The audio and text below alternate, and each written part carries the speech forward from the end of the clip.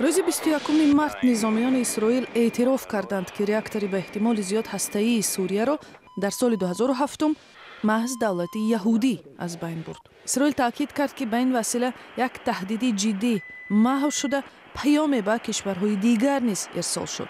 روز چهارشنبه ارتش اسرائیل نوار حمله هوایی به реактори الکوبر واقع در بیابان کنار شهر دیر از-زور یعنی در 480 کیلومتری داخل سوریه را نمایش داد. اعلان اسرائیل بعد از آن نشر شد که ماه‌های اخیر سروزیر اسرائیل بنیامین نتانیاهو بارها از ایالات متحده آمریکا و جامعه جهانی درخواست کرد که در مقابل سوریه و متفقش ایران از اقدام شدیدتر کار گیرند. نتانیاهو بارها هشدار داده است که اسرائیل هیچگاه به ایران امکان نمی‌دهد که به سلاح هسته‌ای دسترسی پیدا کند.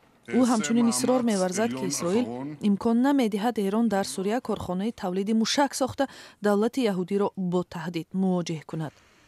اگنتی بین‌المللی نیروی هسته‌ای گفت که به احتمال زیاد این پایگاه реактори هسته‌ای داشت و سوریه می‌بایست درباره موجودیت آن به جامعه جهانی خبر می‌داد.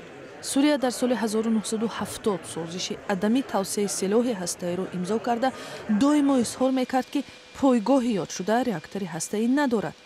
مقامات دمشق همکاری‌های هسته‌ای با کره شمالی را رد می‌کردند. ایران تاکید می‌کند که برنامه هسته‌ای تهران هدف‌های آسایشته دارد.